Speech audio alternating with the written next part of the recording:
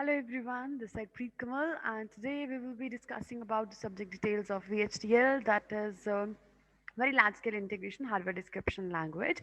And in this, जैसे कि हम लोग लास्ट लेक्चर में डिस्कस कर रहे थे about the styles of modelling in VHDL जो हम यूज़ करते हैं हमारे जो सिस्टम्स हैं, जो हमारे सर्किट्स हैं, उनको डिज़ाइन करने के लिए, उनकी प्रोग्रामिंग करने के लिए जो स्टाइल ऑफ मॉडलिंग हम यूज़ करते हैं, that is basically the data flow style of modeling and the uh, behavioral style of modeling. And today we will be discussing about the structural style of modelling, right. तो structural style of modelling क्या होती है?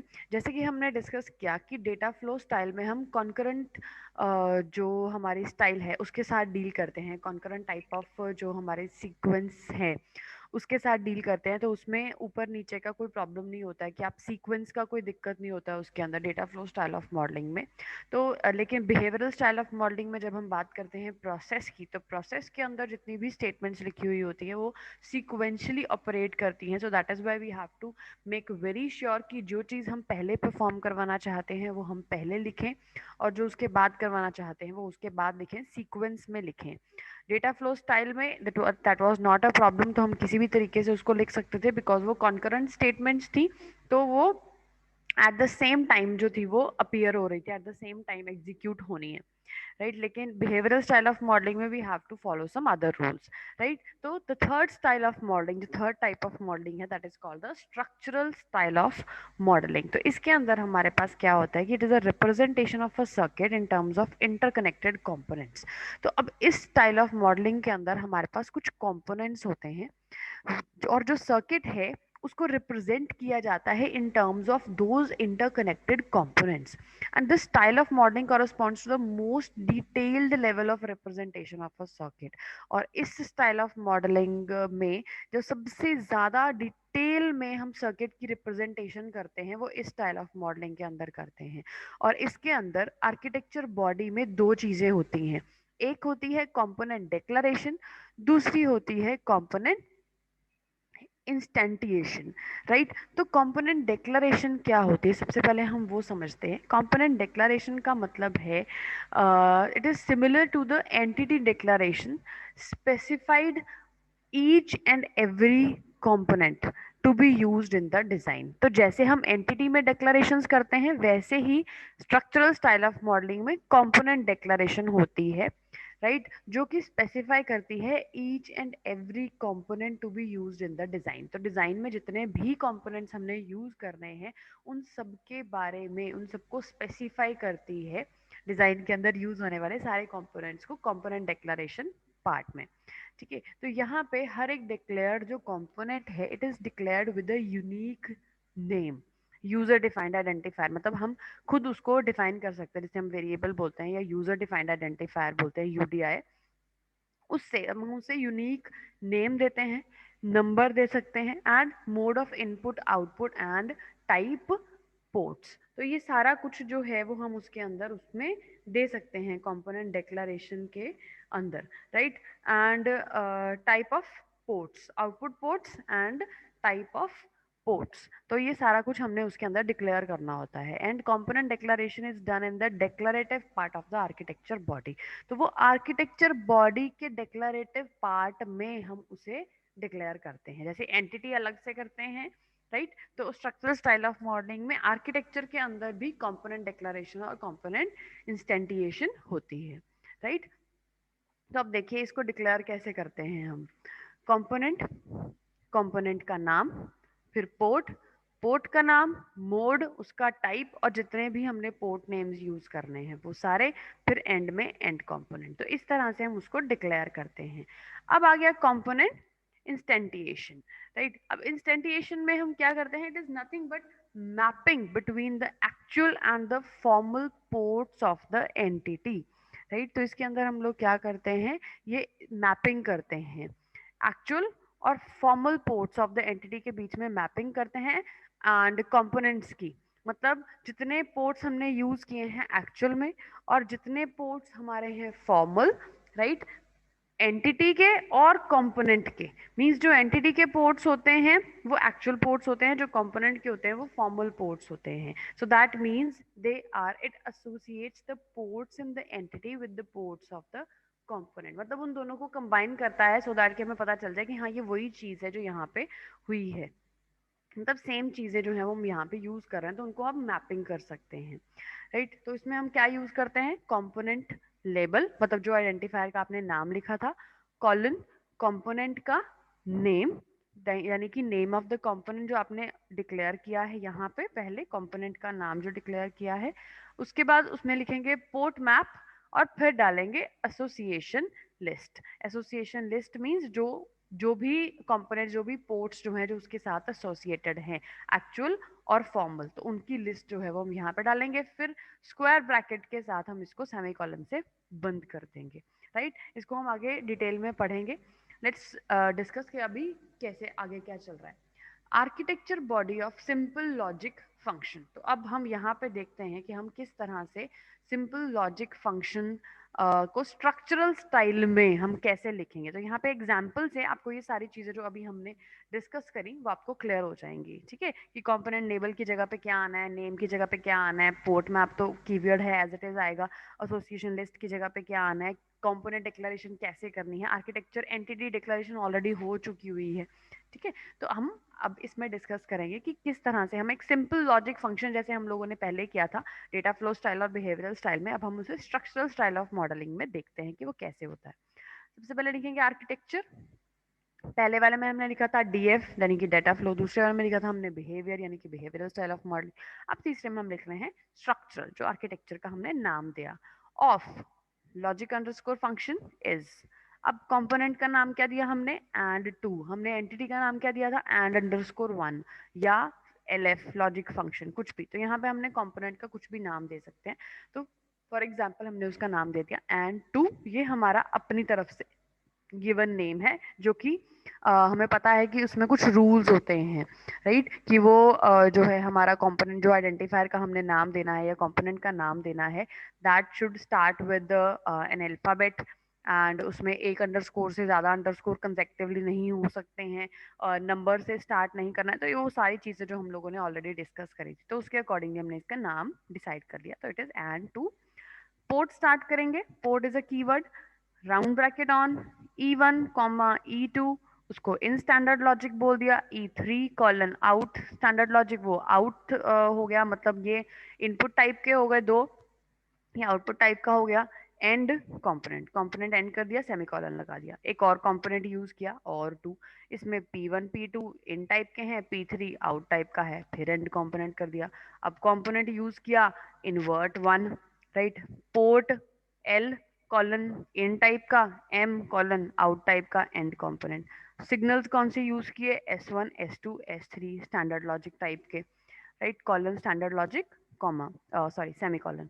फिर begin किया A1 colon and two, port map X1 X2 S1, A2 and 2, port map X3 X4 S2, O1 colon or 2, port map S2 S1 S2 S3, N1 invert 1, port map S3 Y, and structural. अब यहाँ से देखिए कैसे ये चीज clear हो रही है कि ये जो A1 A2 O1 N1 है, इसका मतलब ये यहाँ पे तो डिक्लेयर किए नहीं हम लोगों ने, इस जगह के ऊपर तो डिक्लेयर नहीं किए हैं, राइट। तो ये सारे किस में डिक्लेयर्ड हैं, एंटिटी के अंदर, राइट। और हम लोगों को याद होगा, आप लोगों को याद होगा कि जो हम लॉजिक फंक्शन की बात करते हैं, तो लॉजिक फंक्शन में हमने क्या किया था, X1 X2 पहले एंड गेट को, X3 X4 दूसरे एंड गेट को, S1 S2 उन दोनों की आउटपुट्स नेक्स्ट और गेट को, और गेट की आउटपुट S3 नॉट गेट को, और नॉट गेट की output Y।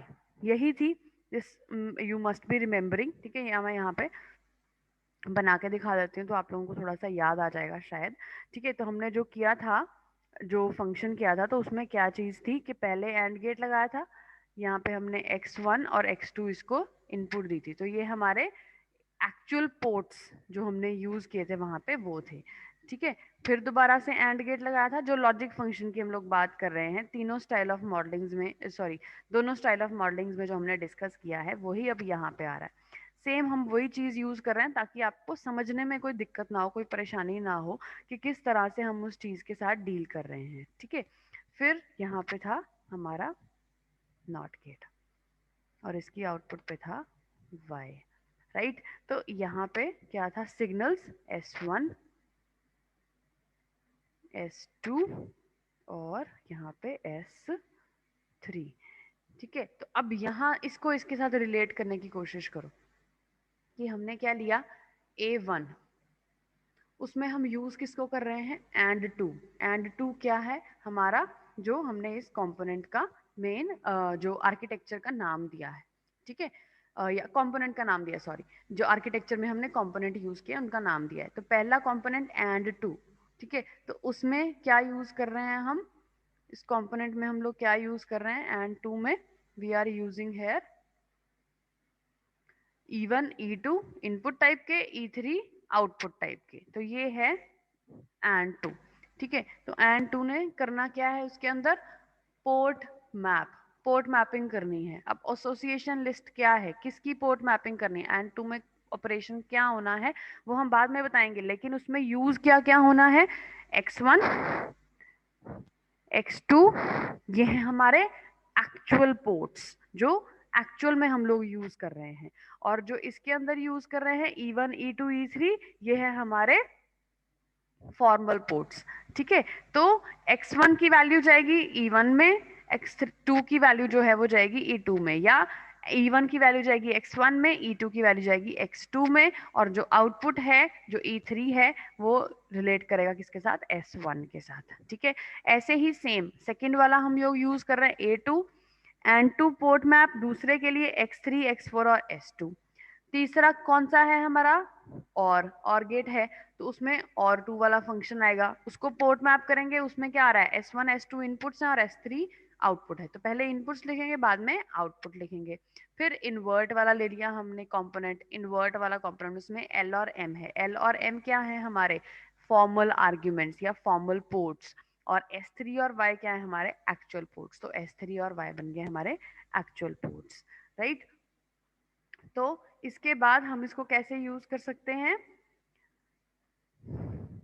You can see here. इसके बाद एंड स्ट्रक्चरल कर दिया, ये था हमारा डिक्लेरेटिव पार्ट। तो उसमें हमने क्या किया, जितने भी हमने सर्किट के अंदर लॉजिक गेट्स यूज किए या कंपोनेंट्स यूज किए, उन सबको अलग अलग डिक्लेयर कर दिया। अब एंड गेट 2 बार यूज हो रहा था, लेकिन उसको डिक्लेयर हम एक ही बार करेंगे क्योंकि उसी को हम 2 बार यूज कर सकते हैं। और गेट एक बार यूज हो रहा है, इन्वर्टर एक बार यूज हो रहा है, तो उनको सभी को एज अ कंपोनेंट डिक्लेयर कर दिया। उनके अंदर कितनी इनपुट्स है कितनी आउटपुट्स है उनको डिक्लेयर कर दिया। उसके बाद जब बिगिन किया तो उनकी पोर्ट मैपिंग कर दी, कि उनको एसोसिएशन लिस्ट साथ में लिख दी, एक्चुअल और फॉर्मल आर्ग्यूमेंट्स जो एक्चुअल पोर्ट्स हैं हमारे वो एंटिटी के अंदर डिक्लेयर थे, X1 X2 X3 X4। जो इमेजिनरी या फॉर्मल पोर्ट्स हैं हमारे वो हमने कंपोनेंट्स के अंदर डिक्लेयर किए हैं इसके अंदर, E1 E2 E3 या P1 P2 P3 जो भी हमने यहाँ पे यूज किया है। ठीक है। तो ये हो गया हमारा आर्किटेक्चर का स्ट्रक्चरल स्टाइल ऑफ मॉडलिंग का डिक्लेरेटिव पार्ट। अब आ गई आर्किटेक्चर की बॉडी। अब आर्किटेक्चर की बॉडी में हम लोग और क्या कर सकते हैं स्ट्रक्चरल स्टाइल के अंदर, कि यहाँ पे हमने फॉर एग्जाम्पल मक्स के लिए एक और एग्जाम्पल लेते हैं। ठीक है। कि मक्स जो है उसको यूज किया, architecture structural of mux is, mux में क्या क्या यूज होगा, component and two, XY in standard logic, W out standard logic. ठीक है। एंड कंपोनेंट, फिर और टू यूज किया, LM N यूज कर लिया, एंड कंपोनेंट किया, इन्वर्टर यूज किया, PQ यूज कर लिया, इन और एंड कर दिया। ठीक है। फिर सिग्नल S बार, S1 S2, ये सिग्नल जैसे हम पहले यूज कर रहे थे वो वैसे ही यूज होंगे एज इट इज। ठीक है। जब बिगिन किया तो A1 में क्या जा रहा है, and two port map I0 S bar S1। फिर A2 ले रहे हैं हम, उसमें एंड टू पोर्ट मैप कर रहे हैं I1 S और S2। फिर इन्वर्टर में S और S बार, और टू में S1 S2 और Y। तो जैसे हम लोगों ने मल्टीप्लेक्सर का जो सर्किट हम लोगों ने बनाया था डेटा फ्लो और स्ट्रक्चरल स्टाइल ऑफ मॉडलिंग के अंदर, जिसमें हम लोग ये चीज यूज कर रहे थे, तो मैं आपको दिखाई देती हूँ ये कैसे था हमारा मल्टीप्लेक्सर का, यस दिस वन। ठीक है, तो ऐसे ही किया था हम लोगों ने। एस डायरेक्टली एस बार इसके थ्रू जा रहा है, आई नॉट इसके साथ है, आई वन इसके साथ है, S one S two signals हैं, S one plus S two हमारी आउटपुट है और गेट की, राइट। तो दिस वाज द मल्टीप्लेक्सर। तो सिंपल डेटा फ्लो स्टाइल से हम लोगों ने किया था, बिहेवियरल स्टाइल से किया था, तो अब हम यहाँ पे उसको स्ट्रक्चरल स्टाइल से डिक्लेयर करने की कोशिश करें। तो स्ट्रक्चरल स्टाइल में वो इस तरह से उसकी पोर्ट मैपिंग होगी। तो ऐसे ही अगर हम हाफ एडर सर्किट की बात करें, तो हाफ एडर सर्किट में क्या होता है, we are having two number of inputs और दो गेट्स होते हैं हमारे पास। एक में उसका सम आउटपुट आती है, दूसरे में उसकी कैरी आउटपुट आती है। ठीक है, तो कैसे लिखेंगे, library I triple E semicolon use I triple E dot standard logic underscore 1164 dot all semicolon entity half adder is, उसका पोर्ट लिखा A B in standard logic sum carry out standard logic end कर दिया half adder. Architecture concurrent में लिखेंगे अगर half adder is begin तो sum gets the value of x or b after 5 nanoseconds and carry gets the value of a and b after 3 nanoseconds। तो ये जरूरी नहीं है आपने डिले डालना है, आप डाल भी सकते हो, नहीं भी डाल सकते हो। तो this was in the data flow style of modelling. ठीक है, हाफ एडर सर्किट। तो अगर बिहेवियरल स्टाइल की बात करेंगे तो उसमें एंटिटी वाला सेम आएगा एज इट इज। आर्किटेक्चर में क्या चलेगा, बिगिन प्रोसेस स्टार्ट किया ए बी, बिगिन करेंगे, सम में वैल्यू आएगी ए एक्स और बी और कैरी में वैल्यू आएगी A and B, end process end behavioural. अब स्ट्रक्चरल स्टाइल में देखते हैं सबसे ज्यादा डिटेल में, राइट। तो लाइब्रेरी आई ट्रिपल ई वो सारा एज इट इज सेम रहेगा, एंटिटी भी सेम रहेगी जैसे आपने स्टाइल किया है। Architecture structural of half adder is, उसमें कंपोनेंट यूज करेंगे अब हम। ठीक है, कंपोनेंट को डिक्लेयर करेंगे। कंपोनेंट एक्सॉर वन या एक्सॉर टू कुछ भी आप नाम दे सकते हो। एक्सॉर में क्या है, एक्स वाई और जी, ठीक है, इन और आउट टाइप के हैं। तो इसमें आप सेम नहीं यूज कर सकते हो, चाहे आपने एक्चुअल में वो चाहे सेम है, लेकिन फॉर्मल आर्ग्यूमेंट्स या फॉर्मल पोर्ट्स जो है वो हम लोग अलग अलग रखेंगे। तो सेकेंड कंपोनेंट यूज किया एंड टू, ठीक है, पोर्ट यूज किया L M colon in standard logic N out standard logic end component, right. फिर हम बिगिन करेंगे X one colon xor two port map A B और सम, ए वन में and two port map A B और carry. So this will be ending the structural part. तो वो automatically ये terms को उठाएगा और इसके अंदर आपकी आउटपुट जो है उसको स्टोर कर देगा। तो अगर हमने कंपैरिजन करना है तीनों मॉडलिंग स्टाइल्स के बीच में, तो हम यहाँ पे कैसे लिख सकते हैं, जो data flow style of modelling है, this modelling is non procedural, texture order not execution order नहीं है इसके अंदर। दिस मॉडलिंग स्टाइल जो बिहेवियरल है वो टेक्सचुअल एग्जीक्यूशन ऑर्डर में ही परफॉर्म की जाती है, लेकिन जो स्ट्रक्चरल है इसके अंदर हम सर्किट को इंटरकनेक्शन ऑफ कंपोनेंट्स की फॉर्मेट के अंदर लिखते हैं, तो वो कैसे भी उसको हम लिख सकते हैं। देन डेटा फ्लो में और other data dependency restricts concurrency, right. और अगर आपकी डेटा डिपेंडेंट है दूसरे के ऊपर तो वो कॉन्करेंसी जो है उसको रिस्ट्रिक्ट कर सकती है। बट यहाँ पे बिहेवियरल में जो कंट्रोल है, इट कंस्ट्रक्ट्स द एक्ट और नॉर्मल सीक्वेंशियल फ्लो।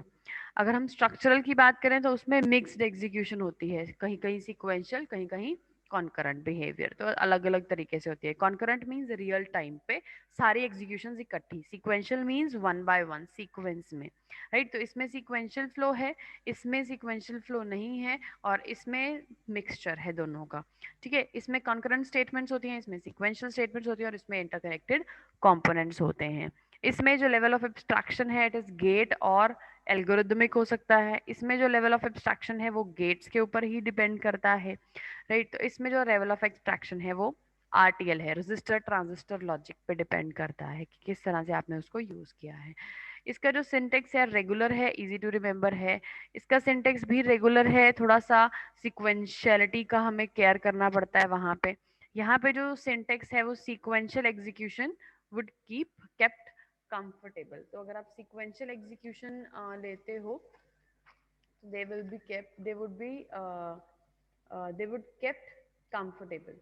ठीक है, तो वो सीक्वेंशियल एग्जीक्यूशन थोड़ी सी कंफर्टेबल हो जाती है इसके अंदर। देन इसके अंदर it is preferred for simple combinational and sequential programming इसके अंदर हो सकती है, कॉम्बिनेशनल भी हो सकती है, सीक्वेंशियल भी हो सकती है।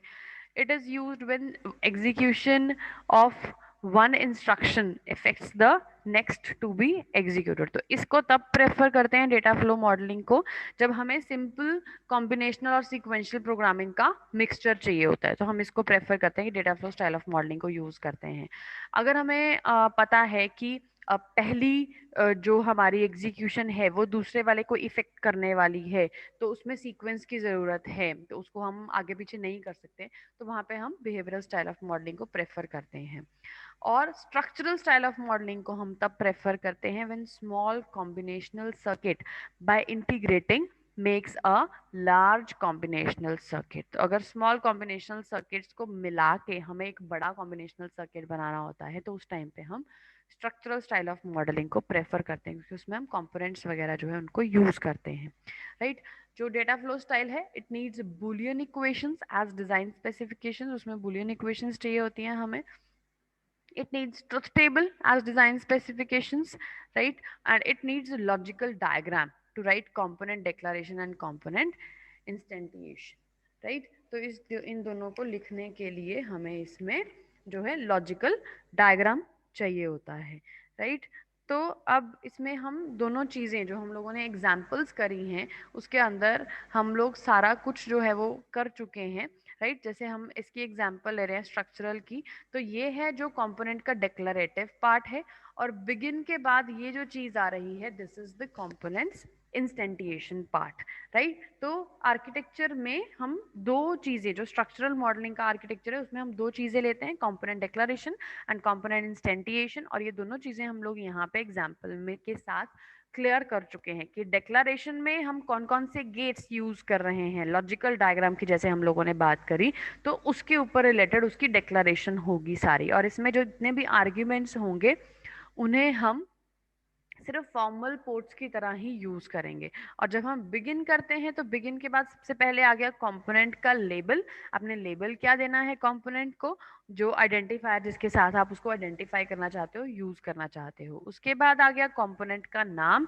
तो कंपोनेंट हम यूज कर रहे हैं एक्सॉर 2 एंड 2, राइट। उसके बाद जब पोर्ट मैपिंग करते हैं तो पोर्ट मैपिंग में हम क्या लिखते हैं, this is the association list, right. तो एसोसिएशन लिस्ट का क्या मतलब है, कैसे आप उसको यूज करने वाले हो एक्चुअल आर्ग्यूमेंट्स में, कौन कौन से आर्ग्यूमेंट्स आप उसमें यूज करने वाले। तो एक्चुअल आर्ग्यूमेंट्स में है ए बी, ये दोनों इनपुट आर्ग्यूमेंट्स हैं, और यहाँ पे आउटपुट जो है वो सम में आएगी।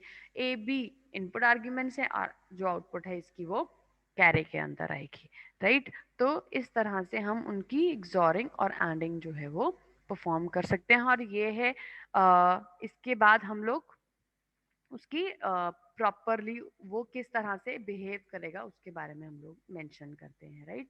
So this was all about today's lecture. I wish it is all clear to you. If still there will be any doubts, I will be taking them later on in the lectures, and till then take care and bye bye.